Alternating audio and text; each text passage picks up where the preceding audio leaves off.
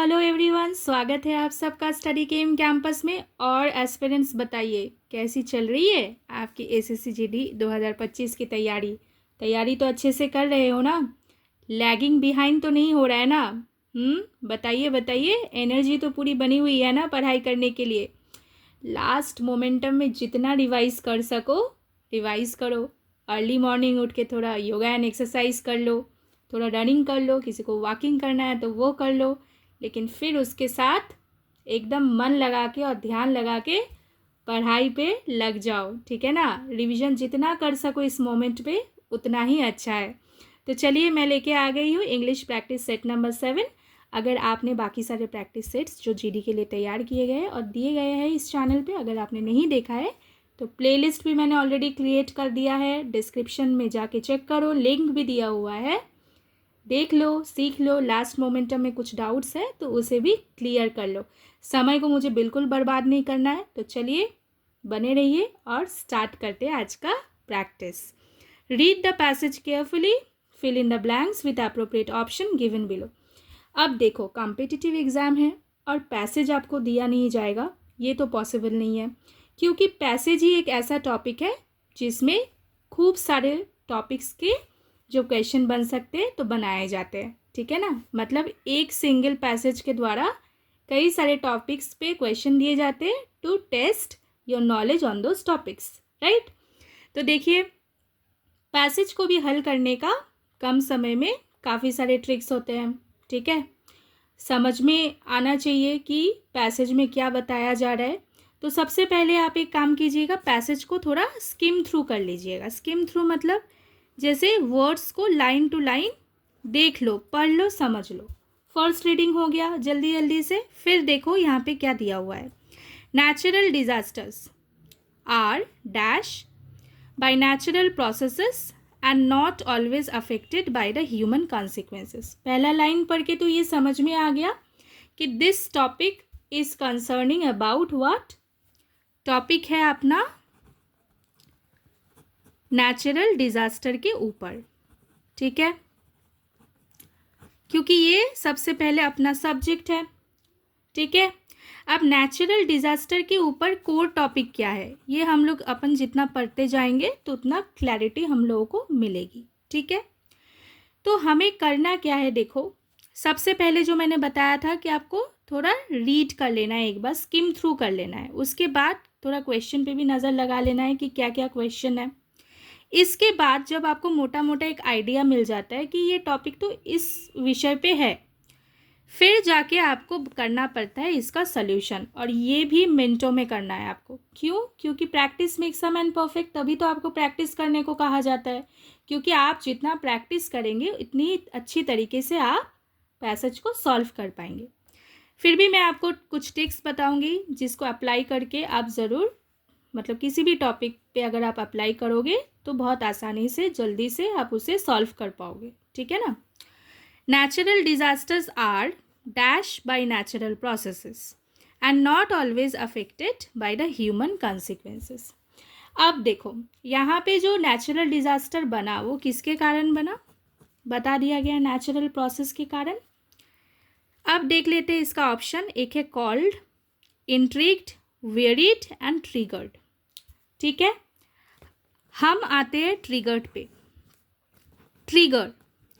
Trigger का क्या मतलब है? देखो, एक तो वो बंदूक में जो हम लोग प्रेस करते हैं और फायरिंग शुरू करते हैं, वो तो एक ट्रिगर हो गया। लेकिन यहाँ पे ट्रिगर का मतलब कुछ और है। क्या है ट्रिगर का मतलब यहाँ पे? हैपनिंग, अच्छे से देख लो, समझो कैसे कर रही हूँ।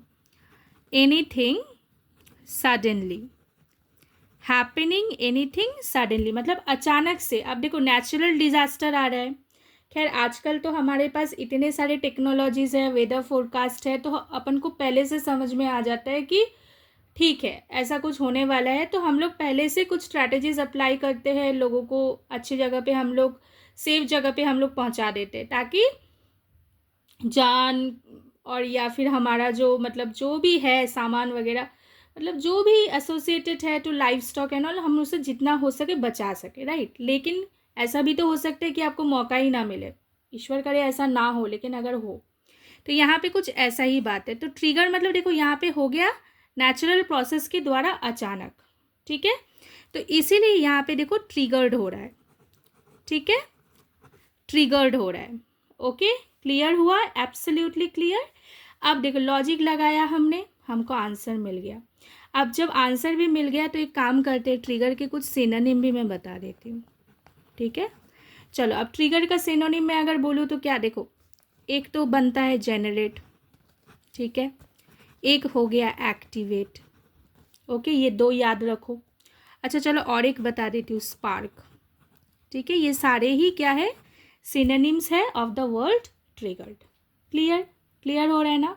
If you are new to this channel please like share and subscribe, because subscribe करोगे तभी तो मेरी मेहनत आपके तक पहुँचेगी। अगर आपके पास मेरी मेहनत पहुँच ही नहीं रही है, आपको वीडियोज़ के नोटिफिकेशन मिल ही नहीं रहे हैं, तो आपको कैसे पता चलेगा, है ना। बने रहने के लिए चैनल को सब्सक्राइब करिए। एक सब्सक्राइब कर दोगे तो क्या प्रॉब्लम है, कोई प्रॉब्लम नहीं है। इतने सारे वीडियोस तो मैं डाल ही रही हूँ, आप लोग देख पाओगे, प्रैक्टिस कर पाओगे, सीख पाओगे। पढ़ो कहीं से भी, अगर पढ़ो कहीं से भी, नॉलेज कहीं से भी गैदर कर रहे हो तो प्रैक्टिस भी करना ज़रूरी है। कर लो, मैं तो फ्री का ही प्रैक्टिस सेट दे रही हूँ आप लोगों को। चलो next, natural disasters are triggered by natural processes and not always affected by human consequences. Done. However, the vulnerability of the region is always affected by the non-engineered structure. ठीक है, अब engineered structure किसे कहते हैं हम लोग, engineered structure हम लोग उसे कहते हैं जिस structure को engineering professional skill द्वारा बनाया गया। मान लो कोई बिल्डिंग बनाया गया तो उसको engineering professional skills and ability के तहत बनाया गया। नॉन इंजीनियर मतलब देखो, जब किसी वर्ड के आगे आप एक वर्ड लिख रहे हो, उसके आगे आप नॉन लगा देते हो तो मेनली वो उसका ऑपोजिट ही बन जाता है, ऑपोजिट मीनिंग बन जाता है, ठीक है। आपको समझ में आ रहा है। तो इंजीनियर स्ट्रक्चर का ऑपोजिट क्या बन गया यहाँ पे, नॉन इंजीनियर स्ट्रक्चर, मतलब जो इंजीनियर स्ट्रक्चर ना हो, ठीक है। अच्छा, अब there is a need to dash the proper mitigation strategies. Mitigate का क्या मतलब है, मिटिगेट का सिनोनिम सहित मैंने सिखा के रखा है, जाके देखो प्लेलिस्ट में, ठीक है ना। ऐसे तो मिटिगेशन मतलब क्या, रिड्यूसिंग डाउन, ठीक है। तो अगर मिटिगेशन स्ट्रैटेजीज यहाँ पे क्यों बोला जा रहा है, ताकि ये जो एनवायरमेंटल हैजर्ड है इसको रिड्यूस डाउन करना है। मिटिगेट किसे करना है, mitigate environment hazards, okay, clear. And इसके इफेक्ट्स को मिटिगेट करना है, ठीक है। तो there is a need to dash, अब there is a need to what, देखो यहाँ पे 4 है ऑप्शन। हॉल्ट मतलब तो पॉज कर देना, ये तो होगा ही नहीं। फैब्रिकेट मतलब डिज़ाइन करना, लेकिन यहाँ पे होगा डिवाइस, क्यों मैं बताती हूँ। There is a need to devise, ठीक है। अब इस डिवाइस का मतलब है, इस डिवाइस का क्या मतलब है, रुको इंक चेंज कर देती हूँ, क्लियर हो जाएगा आपको। इस डिवाइस का क्या मतलब है, जब आप कुछ प्लान करते हैं, ठीक है, जब आप कुछ प्लान करते हैं, okay, of doing something in a new way. दोस्तों ये देखो DEVICE डिवाइस है, ठीक है, मतलब ये एक वर्ब है।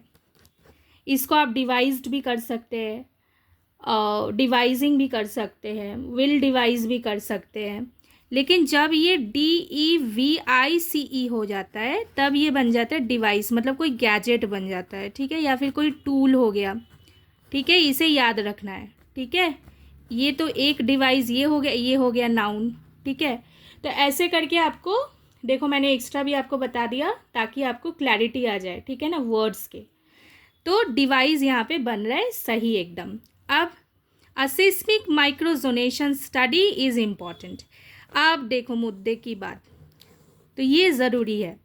नए प्लान के अंतर्गत क्या ज़रूरी है, aseismic microzonation study is important dash, it helps to generate inputs for constructing earthquake risk resilient buildings infrastructure dwellings to reduce and mitigate the, इतना नहीं जाएंगे, इतना ही पहले करते हैं।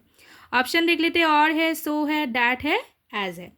अब यहाँ पे एज क्यों बनेगा, देखो क्योंकि यहाँ पे क्या बताया जा रहा है, रीज़न क्यों ज़रूरी है, ये सिस्मिक माइक्रोजोनेशन स्टडी की ज़रूरत क्या है, इसका जवाब है ये, as it helps to generate inputs. Clear हुआ आपको? इसीलिए हम लोगों ने यहाँ पे एज को चुना है। Absolutely clear? क्लियर है ना? चलो कमेंट पे क्लियर लिखो, मुझे भी पता होना चाहिए ना कि मेरे कितने व्यूअर्स को क्लियर हो रहा है। क्लियर है ना? आ रही है ना बात समझ में? नेक्स्ट, अब देखो सिस्मिक माइक्रोजोनेशन स्टडी क्या हेल्प करेगी। जब आप बिल्डिंग को कंस्ट्रक्ट करेंगे तो वो अर्थक्वेक रिस्क फ्री होगा, या फिर अगर रिस्क फ्री नहीं भी हुआ तो अर्थक्वेक को झेल पाएगा, अर्थक्वेक रिस्क रेजिलिएंट। ठीक है, आपको समझ में आ रहा है? And mitigate the dash of earthquake shaking and for minimizing the damages to structures and loss of lives. Mitigate the dash of, क्या मिटिगेट करना है? अर्थक्वेक के जो एनवायरमेंटल हैजर्ड्स के जो इम्पैक्ट है, इफेक्ट है, तो यहाँ पे इम्पैक्ट होगा। देखो यहाँ पे इम्पैक्ट दिया हुआ है। इम्पैक्ट का क्या मतलब है?